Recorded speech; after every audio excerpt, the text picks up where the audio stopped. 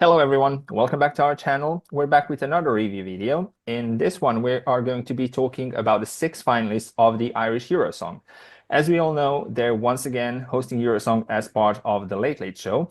What do you guys think of the overall impression about this year's competition? I absolutely love it, Ervin. I think this is one of Okay. the strongest national finals of the year. I'm so happy that Ireland finally gets Eurovision. I don't know if it had something to do with the fact that their fan base is all collectively like under 25 and just kind of get it on a spiritual level, but like all of these songs, I'd say like all slash the vast majority have some sort of quality to them that I like absolutely love. And can I just say, it's very nice that we only have to review six songs today because it's a Sunday afternoon, and frankly, I think we all want to go to bed. I remember that Dora review where it's like 20,000. Oh my God, it's like yeah. This is Mumba, Emmy, a few others. Boom, done. I'm enjoying it. I'm actually also happy that like Ireland, as you mentioned, finally gets Eurovision. The same as last year when they actually, I think they made some sort of a rebrand like within the company or like created a team that's dedicated especially to this now, rather than picking up random things into their selection. For me this year, it's maybe slightly lower the overall quality than it was last year, but still, I don't think that like Ireland went completely like off, let's say. Yeah, well, for me, I think all the songs are quite good. I Mhm. like them all. Um, and I like that many of them have some like Irish traditional vibes in the song. So I always like when it's something that traditional from that country. Mhm. So I really like these songs. But for some songs, I found it a little bit difficult to say, found something to say, but good or bad. But maybe it's just me. But I think that all songs are. I don't think there is any bad song here. Yeah, I agree with you, Nina, because a lot of the songs are like the songs which you would listen on the radio, and the quality is quite okay. If you ask me, I would be listening definitely some of the songs after the contest itself ends, and we'll see about the results. But I'm quite excited because in the case of this lineup, I see many potential winners because they're all having kind of equal chances, if you ask me. Well, we're going to get into it very quickly as the first one we're going to be talking about is Bobby Arlo. Joe, what do you think about Bobby's entry? We're kicking off by just me constantly heaping praise on Ireland slash Bobby Arlo this year because uh, this and Fia Papa by Le Manu from the Belgian selection. These are my two favorite songs in the whole of national final season this year. Like I was so like just picture it like it's 3 in the afternoon. They've said that they're going to release the first Irish entry on the Ray Darcy show, like the most high octane way of introducing a song I think anyone anywhere in Europe has. Like do it in the afternoon on a radio show, which like I love. Man rang in to complain that he'd fallen off his bike just before they played the song. They get Bobby on. I'm like, okay, I don't know what to expect, but Ireland are coming in off a very good year at Eurovision, so this is going to have to be good. I was absolutely blown away. I'm a changed man after listening to this song. It is everything that modern Eurovision is. It is dark, it is brooding, it's a bit sensual. There are witchy undertones, there's heavy, heavy bass. It's like Siren Song, but on like a laptop advert or something. It's like it's futuristic and it has like cutting edge antivirus software. That's the vibe that I get from this song. You know, it's very old, but it's also really mainstream and it gets its message across very easily in 3 minutes. Like it could easily get lost, unfortunately, on the Late Late Show stage, but that's the risk you have to take with something like this.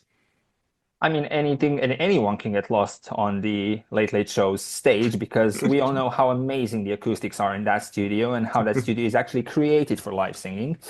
But yeah, we'll see what happens. But this is basically applicable for all of the contestants this year, as well as in all previous years, whenever they made the Late Late Show be part of their selection process, let's say.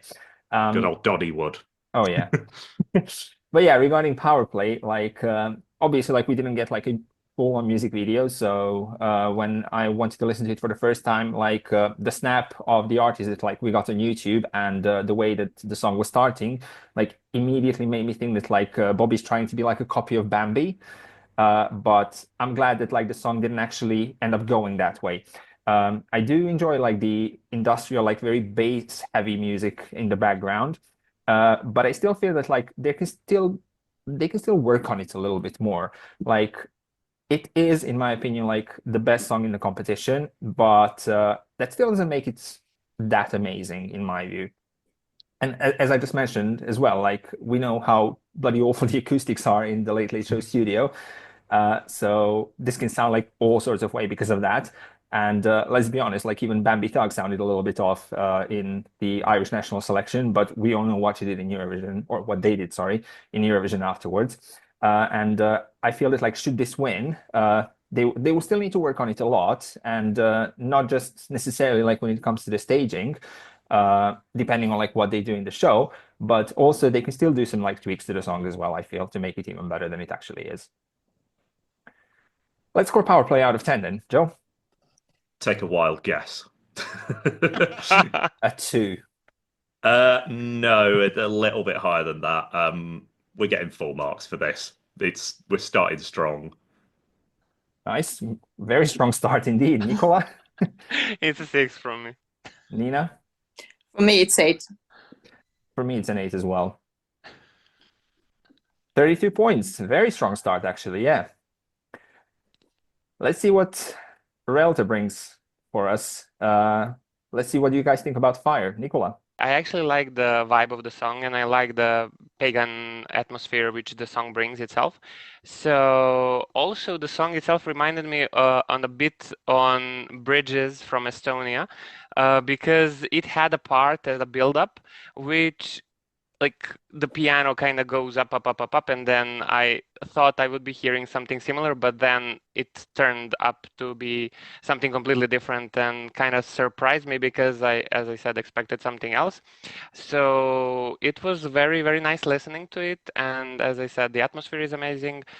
And it's a song which I kind of listen regularly, I mean the genre itself. So I'm having very high expectations, and I don't know what can we expect based on the fact that in the studio the performance itself cannot be maybe reaching its full potential, but anyways, I do hope that we will be seeing something specific and something very interesting in itself.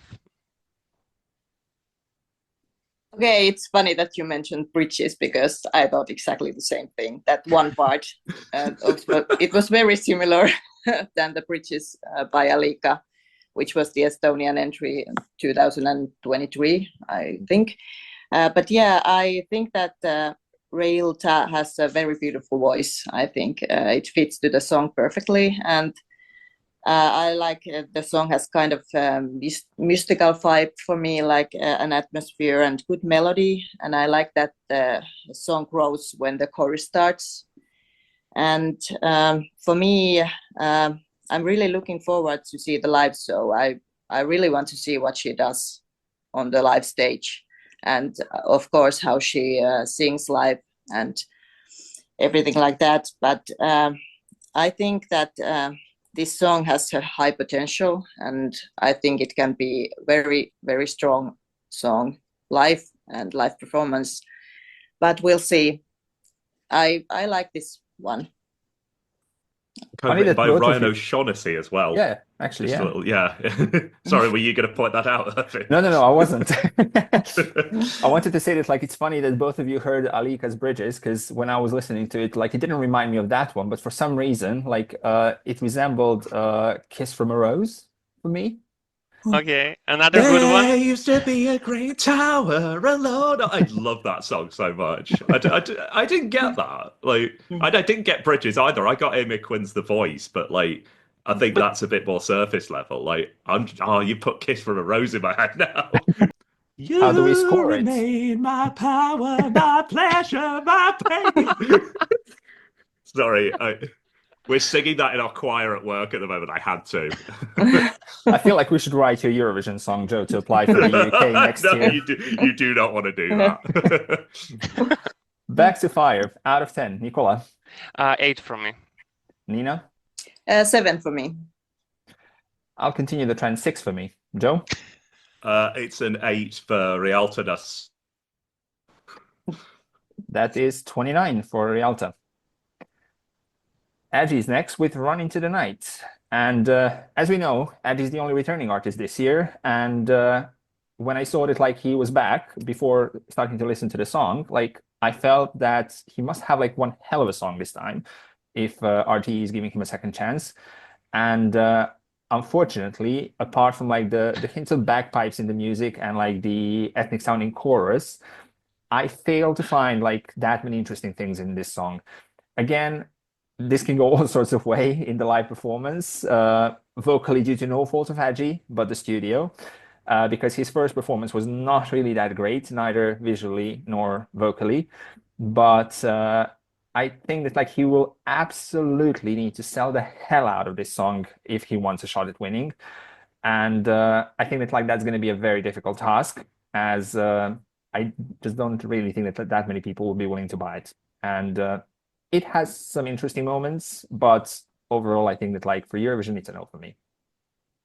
I mean, on contrary, for me, it's a very good song because of the music itself. I mean, you mentioned that you like the music, but the instrumental got me hooked from the first moment I listened to it. And I love those kind of Celtic instruments, and also the vibe, and all of the instruments which are being played are amazing and sound quite well.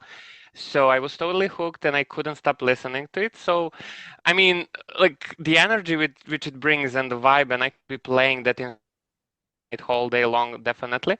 The song itself, I mean, when we speak about the lyrics, that's a bit different story and different turn which we need to take, because the lyrics are kind of quite predictable in a way that rhymes are also predictable, but I didn't mind it because the music, as I mentioned, is on a completely different level, and a completely level which I enjoy every single moment while I listen to it. So I don't have a problem by the fact that lyrics are a bit underwhelming and something which I would not be expecting from a good quality music based, which was in the song itself. Anyhow, I'm quite excited. I hope that he will be going way better than the previous performance which he had at the Irish national selection. It can't go worse.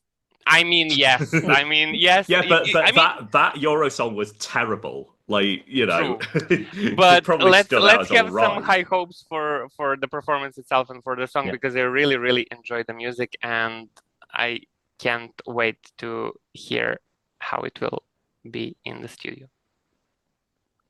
Well, I'm probably going to be the hater for this one, so I'm going to give this one a 5. Joe? I think it is inexcusable. I assume the cars speak English as a first language, but like some of the lines of this, "Let go your troubles, I can touch sky." I'd expect this from like Lithuania in 2003. And also Croatia. another thing else, or I wanted to Croatia, fly. yeah. I wanted to. Oh my god, best national final song of all time. And the other thing I will say is that he is the best Rylan impersonator since Olivier Giroud, so he has that going for him. In terms of a score, it's a 7. Nikola? It's an 8 for me. Nina? 7 for me. 27 for Adgy, which puts him into 3rd place. Now, next up is an act that I've been wanting to see in Eurosong for quite a few years now, actually, and I think that many Eurovision fans also wanted to see her. It's Samantha Mumba with My Way. Nina? Well, I think she has a very good voice, and I really hope that she delivers that. Live vocals are good. Like I haven't heard her sing live before, so I don't know. She's not that familiar artist for me. The beginning of the song is so slow that it feels like it lasts forever, and it's for me it's a little bit sleepy. But then when the song starts to grow, I think it's very powerful and catchy, and I like it at the faster part of the song. And I think a lot depends on the live show. Like song has a lot of potential, and I really like to see what she does live. I think this has a potential, even though the first part wasn't my cup of tea, but I think this is a powerful song and she has a good voice. So You know, I'm Nina, ready. sorry. Yeah, I'm done. I was just going to say, like, I thought I'd seen her sing live, but then I remembered I've only seen her on Top of the Pops, which is all like lip synced anyway. So, yeah, no, I've not heard her sing live. I don't know, like, what the last 25 years have done to her, whatever voice she had. I didn't expect this from Samantha. This is a lot more experimental than I thought it was going to be, and a part of me really wants to like it, but the composition is just so cluttered and jarring and like it's been made on a processor from 2002.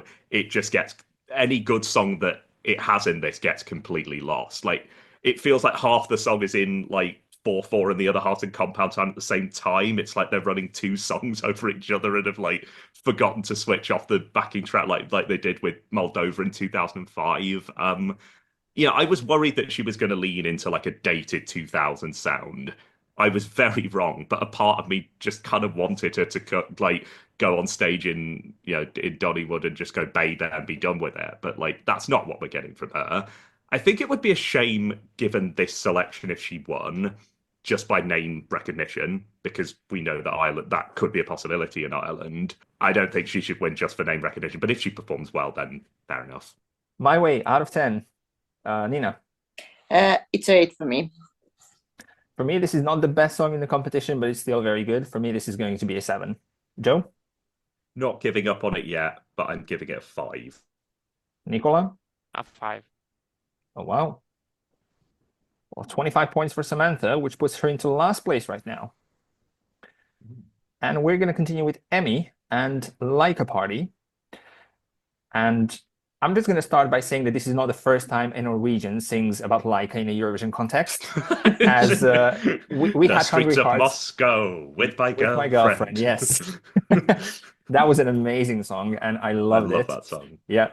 And I'm just not sure like what their obsession is with the poor dog, but okay.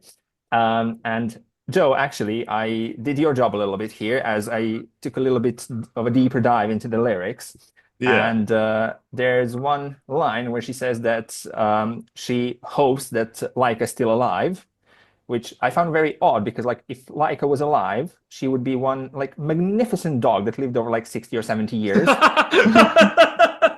Putting that aside, I think even longer. This was like early space age, wasn't it? Yeah. But yeah, the song, it's a bit too simple for me. Like the beats and the structure of it reminded me of the times when I was like very young and I used to go to these like, I don't know, village fairs. And this reminded me of the music that was like played like near some of these like rides and like the roller coasters, etc. And these were like played at like full blast. So it did give me that sort of nostalgia vibe. But this is still not the sound that, let's say, like grew old. As we still get music like this, like well obviously, and like even though I feel it's like I don't know, it's still one of the best songs in this lineup, but it's just not entirely my cup of tea. And it was like a very very pleasant surprise to see Emmy in Eurosong, but it just makes me wonder like whether she actually applied for MGP as well with this song, got rejected, and then like, oh, let's try Ireland instead. Or she saw the lineup and legged it. Or that. Yeah, I mean, it's not surprising that like Emmy has funky lyrics this year because, like, I mean, as an alumnus of, in my opinion, the greatest MGP of all time, giving us one of the greatest lyrics of that edition as well, which was "We chop chop boys like we chop chop wood." Which Welcome to the hood. I still have no idea what that means, but I'm obsessed. It means you're welcome to the hood, apparently. Yeah. So I mean, yeah, it's still weird that we're talking about Emmy going for the Irish Afterlife, but I know this is not the first time that, like, it's. I thought it was more likely that we'd see like Mons Zomalov do like a UK national final because he lives in Surrey. Like, I couldn't find any Irish connection, but it turns out you don't really need. I mean, John Lydon, there was nothing Irish about him. Michael Flatley is from LA. I mean, Ireland has a whole museum in Dublin about people who've come and gone. Like, it's just kind of a part, I guess, of the fabric of the nation. And like Eurosong is a microcosm of that. Let's Slapped also onto the not end of a forget talk Monica show. Ivkic, who competed in Ireland also in like the early 2010s. Wasn't And even she's aware of that. Slovenian. So Yeah. yeah, there we go. I've been doing a job for me. um, Yeah, it's a bit of fun. It will definitely be on every Eurofest playlist. I mean, I'm sure she'll give a great performance because we know she can fill a tinny TV studio. I don't know if it should win, but a part of me really wants it to, just to like, because I want I want to dance to this. Yeah, and it's giving the nostalgic vibe. When I first listened to it, I kind of had a feeling that I was listening to the Dutch band Chips from the 2003, 4, and 5. Like, it's so fun, and the song itself can definitely make the atmosphere and the bunch of people go crazy. Well, let's score like a party out of 10, and I'm gonna start with a 6. Joe? I did like her. It's a 9. Nikola? It's an 8 for me. Nina? Well, I have to say that a lot in Melodic Grand Prix a couple of years ago. So I'm really happy that she is in Eurosong. And this song I don't like quite as much, but it's still such a guilty pleasure. I love it. And it reminds me a little bit of the song that was in Melody Grand Prix last year, the robot song. That was like something. Oh. Yeah, it was my guilty pleasure then. Please don't bring that one up. Yeah. And that one was such a guilty pleasure for me as well. So, but for this, I give 8 out of 10. If you have a Eurofan friend called Rob, you have had that song rubbed in your ears the whole year. That is 31 for Emmy. Last but not least, we have Niyl with Growth. Nina?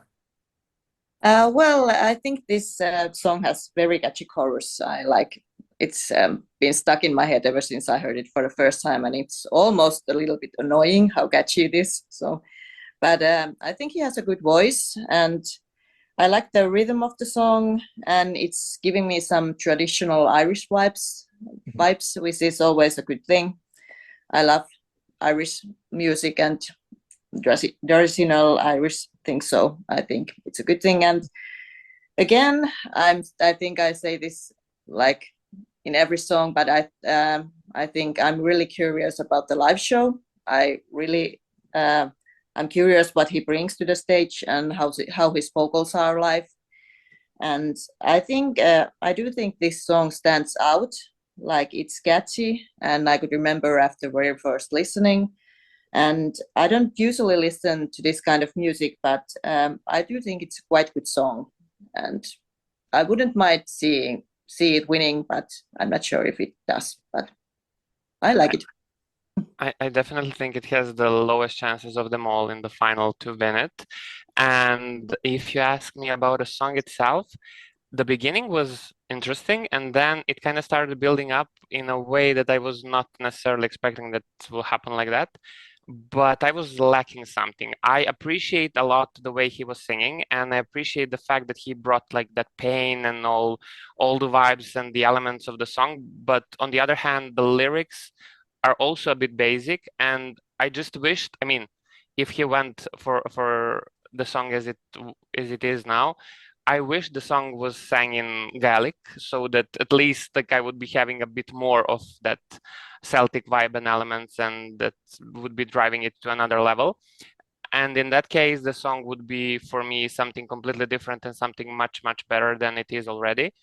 But like the buildup is a bit weird, and it's catchy, but not in a way that I'm enjoying it. It's catchy in a way that I really need to listen to any other song from the selection, or just to play to instrumental of the previously mentioned song, and then like just get it out of my head, because I really do not like the catchiness of the song in this one. Yeah. You see what you mean, Nikola? Like, that's probably the only thing missing from this selection. Like, with all the bodhran and like traditional instruments, like I need a bit of Angelica in it. Like, I need somebody telling me how to say, "Can I go to the toilet, miss," in Irish, you know. I would appreciate it so much. I mean, I appreciate when they had it at Junior Eurovision, but they are always lacking it at the Eurovision Song Contest, and I would love it. I would love Gaelic. I would literally, please have it sometime in future. I would be enjoying it so much. Well, different broadcasters, I guess. Growth out of 10, Nina. It's 7 for me. I didn't really like this one, so for me, this is a 5. Joe? It sounds like he's saying universe candy corn in the chorus, so that's a point off already. But I do like the sort of the Gaelic feel to this, so I'll give it a 7. Nikola? It's a 5 from me. And with 24 points, Niyl finishes last. The favorite of the four of us is Bobbi Arlo, who scored 32 points, followed by Emmy in second place with 31. We have Reylta in third place with 29, and Adgy and Samantha Mumba complete our top 5. Guys, who are you most looking forward to seeing performing live at the Late Late Show? And who do you have like the highest expectations from, let's say?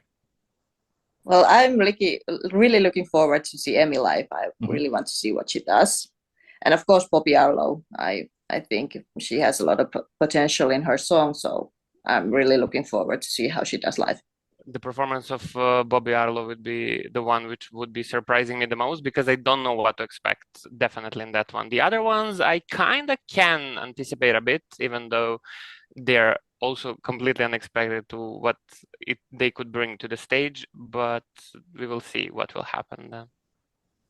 I mean, the problem, and it's come up so many times, is that these guys have been dealt a duff hand with like the staging, like in terms of getting their message across to the Irish viewers. Like when you have to perform in a cardboard box, like anything could happen.